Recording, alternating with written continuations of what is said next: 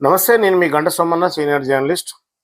రేపు తెలంగాణ వ్యాప్తంగా తొలి విడత పంచాయతీ ఎన్నికల పోలింగు ఉదయం 7 గంటలకు ప్రారంభం కానుంది.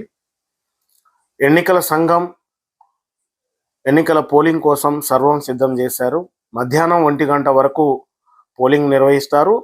1 గంట నుంచి లంచ్ తర్వాత కౌంటింగ్ ప్రారంభమవుతుంది. రేపు సాయంత్రం వరకు దాదాపుగా తొలి విడత పంచాయతీ ఎన్నికల్లో గెలుపు ఓటములు ఎవరి అనేది రిజల్ట్ బయటకు వస్తుంది.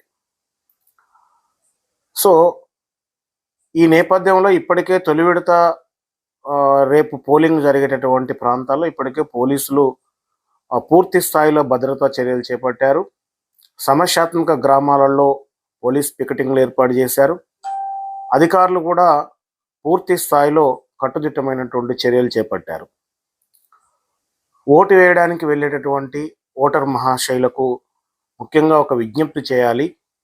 ఎందుకంటే ఇప్పటికే మద్యం ఓటర్లను ప్రలోభాలకు గురి చేసేటటువంటి ప్రక్రియ అయిపోయింది. దాదాపుగా ఈరోజు రాత్రి కూడా పూర్తి స్థాయిలో దానికి ప్రణాళికలు సిద్ధంగా చేసుకొని ఉన్నారు అభ్యర్థులు.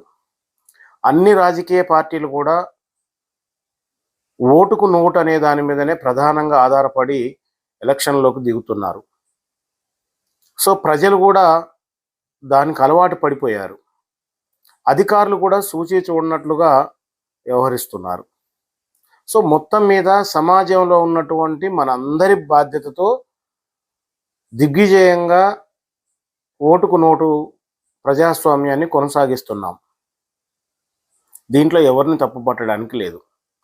కానీ అందరం మారితేనే ఈ పద్ధతికి మనం స్వస్తి పలకగలుగుతాం. లేదంటే ఇది ఇట్లనే కొనసాగుతూ రాబోయే రోజుల్లో స్థానిక సంస్థల ఎన్నికల్లో కనీసం ఒక వార్డు మెంబర్కి పోటీ చేయాలన్నా మామూలు గ్రామ పంచాయతీల్లో 20 నుంచి 30 లక్షలు లేకుంటే పోటీలో నిలబడే పరిస్థితులు లేకుండా పోతాయి. కాబట్టి ఈ ధన ప్రవాహం, మద్యం యొక్క ప్రవాహం ఏరులై పారినంత కాలం దీన్ని ఎలక్షన్ సంఘం కానీ, అధికార యంత్రాంగం కానీ, ప్రజలు కానీ, అభ్యర్థులు కానీ, ఓటర్లు కానీ, సామాజిక వేత్తలు కానీ దీన్ని కట్టడి చేయకపోతే ఇది ఒక విషవృక్షంలాగా ఇప్పటికే పెరిగింది.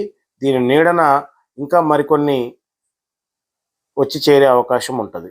కాబట్టి ఇప్పటికైనా ప్రజలారా రేపు ఉదయం ఓటేసేటటువంటి ఓటర్ మహాశైలు ఎవరైతే ఉన్నారో మీరు ఓటు కోసమో, కులం కోసమో, మతం కోసమో, మా వాడనో, మా బజారనో, మా బంధువు అనో ఓటేయకండి.